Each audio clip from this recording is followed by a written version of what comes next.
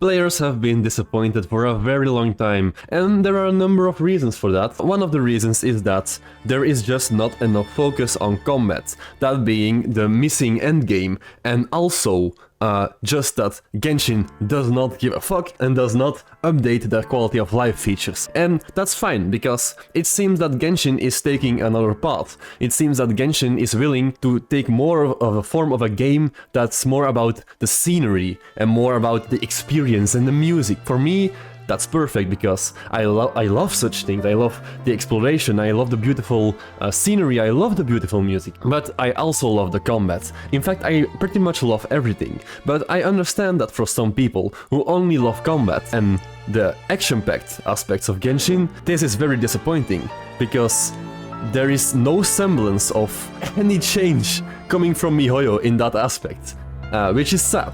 And that's also a reason why people quit. And that's also a reason why people are still searching for the infamous Genshin killer. Now, I think this is such a dumb term. What people really are referring to when searching for a Genshin killer is one of two things. One, they are just completely tired of Genshin and they want to play a different game with more focus on action, on combat. And a beautiful example of this is Wuthering Waves, which seems to focus a lot on combat, and that's also the reason why I don't think that Wuthering Waves will fail, because it's distinctly different from Genshin in the sense that it's focusing on combat and not on story, music, scenery, experience, blah blah blah. You understand it. But there's also the other half of the people, and these are just some really not so intelligent people. Because what they really want to see from a Genshin killer is that Genshin finally has some competition, so that Genshin finally makes some changes, so that they can start to play Genshin again. So in other terms, they just want to quit Genshin to support another game, to afterwards start playing Genshin once again. And that's just completely dumb. What are you even expecting at that point? That's the irony of the Genshin killer, because what do the people even want with this game? It's already known for a very long time that Genshin players, they just do not want to play the game for some reason. What I want to say is that the Genshin killer, it does not exist. There is not any game that can potentially kill Genshin. Genshin is just that big and that great, it seems. You might not think so, but I do see the appeal of Genshin. It's a very casual game and not everyone wants to play some hardcore combat and just want to experience the story and experience some characters, for example. And that's understandable. So that's the reason that Genshin will not be killed. It's also known that those players are not very vocal about the game, so if there is any criticism, they will most likely just don't care and just continue on as they have always done. And that's also fine. But what I want to say is that hoping for a game to kill Genshin, it's just expecting the impossible. Unless you are expecting Genshin to kill itself, because at this rate, people are getting more and more frustrated. But to no end, because people will continue playing this game. If there is any game that kills Genshin, then it will be Genshin itself, and not any other game. Maybe games such as Wuthering Waves will take a part of the player base because they were not really happy with the combat, most likely, and I am betting that the great majority of the player base will remain. Another ironic thing is that obviously we have Genshin Impact and we have Honkai Star Rail, and in the future even Zenless Zone Zero. These games are all competing with each other, and they are also made by the same company, so it's really that weird form of competing that no one really cares about. But for some reason, players are still really competing for some reason. If we look at the past Honkai Star Rail and Genshin drama, we can see that Honkai Star Rail players and Genshin players like to compare each other's games, which is logical because They are very similar, but it's not really that smart because they are from the same company. And an argument that was thrown around a lot, and a lot of players laughed at this, is that Genshin could never release a free 5-star, which is true. Genshin could never, because they just won't. It's Genshin. What do you expect? But Honkai Star Rail did it, so why couldn't Genshin do it? Well, it's simple. Because Genshin doesn't have to. Genshin already makes so much money, and giving players a free 5-star won't change their opinion at all. In fact, the people who have quit Genshin have already started playing Honkai Star Rail, and they are already really sold on the game because they got a free 5-star. It's just that Hoyoverse really has the player base in its grasp. They know what they are doing, and they also know that people don't care about Genshin's bad reputation, because they just have Honkai Star Rail.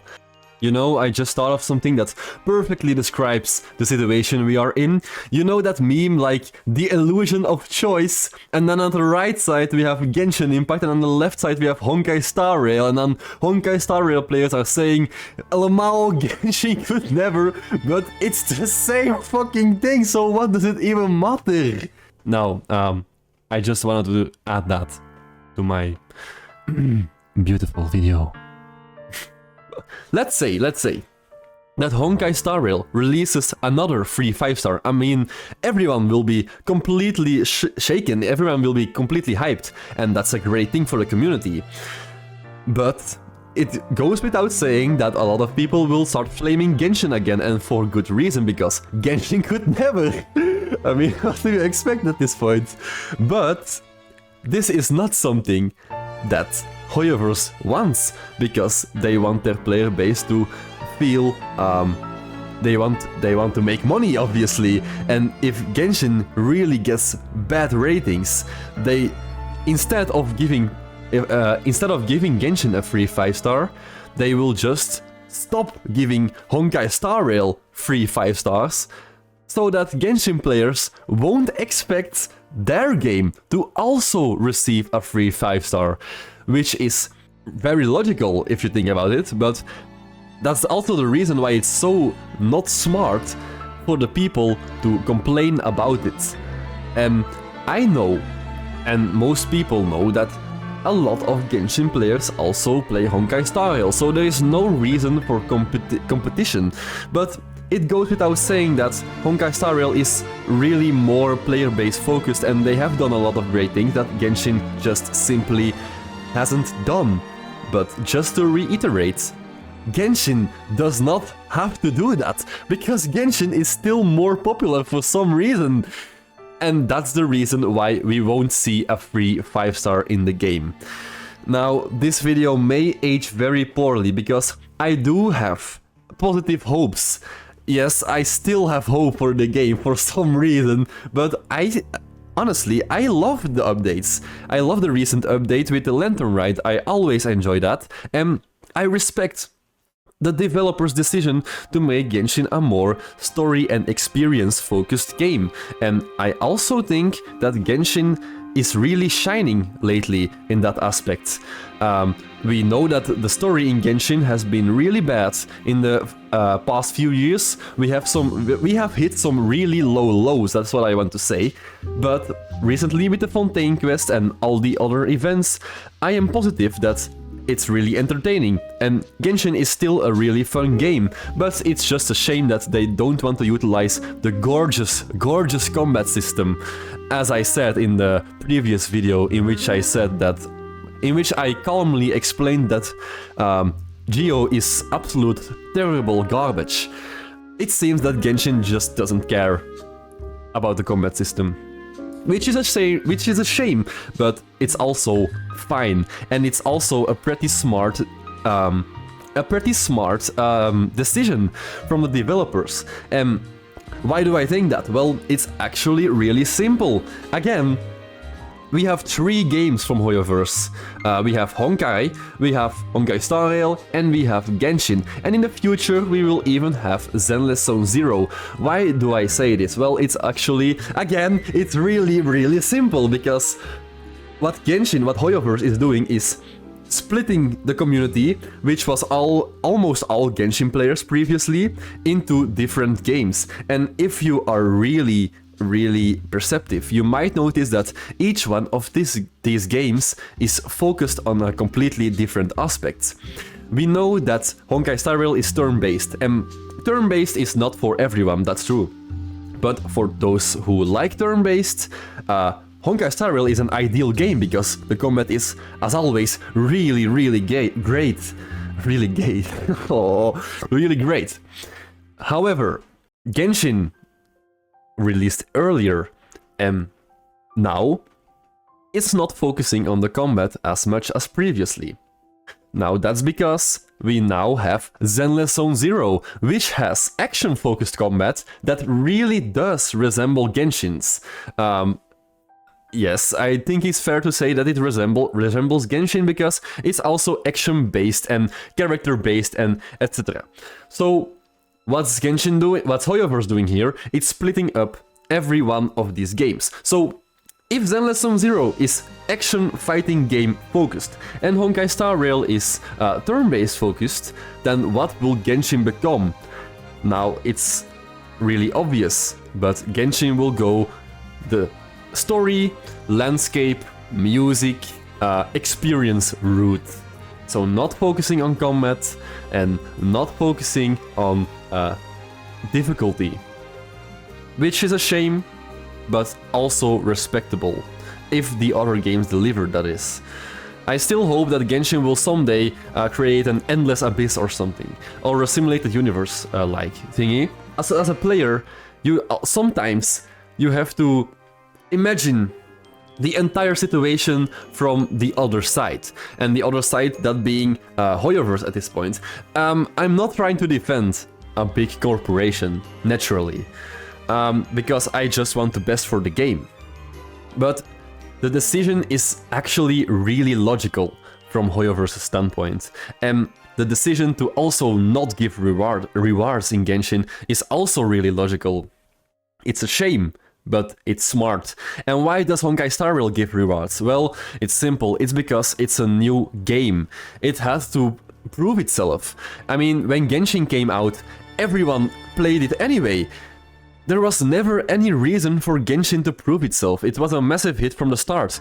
It was not really like that for Honkai Star Rail. Yes, the player base was huge, but that's also because a lot of the player base was just from Genshin. I think that comparing these games is so lame and dumb. And that's why competition is great, because competition, it creates room for improvement, which we clearly want to see in Genshin, but we also have to accept that maybe Genshin does not want to take that path anymore. And now, with Zenless Zone Zero taking the more action-focused route, and we have Wuthering Waves, it's more logical to see Wuthering Waves as a competitor for Zenless Zone Zero, instead of a competitor for Genshin, because it's clear that they are doing some completely different things. If you compare any game, please compare Wuthering Waves with Zenless Zone Zero and not with Genshin. Because Wuthering Waves will not be the Genshin killer, but it may be the Zenless Zone Zero killer. Because Zenless Zone Zero hasn't really gotten the greatest reception. So, it's possible that Hoyoverse is facing some big competition, but I think that Genshin, it's just so fundamental at this point. Genshin is so big, it's so huge, players will come back with the release of a new region, and if they actually tried, people would definitely come back. It's just a great game. Accept it. You may not like it, but Genshin is a great game. We all remember the first time we played Genshin. It was enchanting. It was... Everyone has a beautiful memory from this game, and that's why I think it's so great. It may not be the best game to play every single day. It may get stale. But please, even when you are dissatisfied, remember what the game gave you in the first place. that being a free game at that. And that's why I think that the critique on Genshin is pretty damn harsh, but also pretty justified. Looking at things from the perspective of the creator of Hoyoverse, it's all so logical and simple, and I understand their decisions. I don't like it, but I understand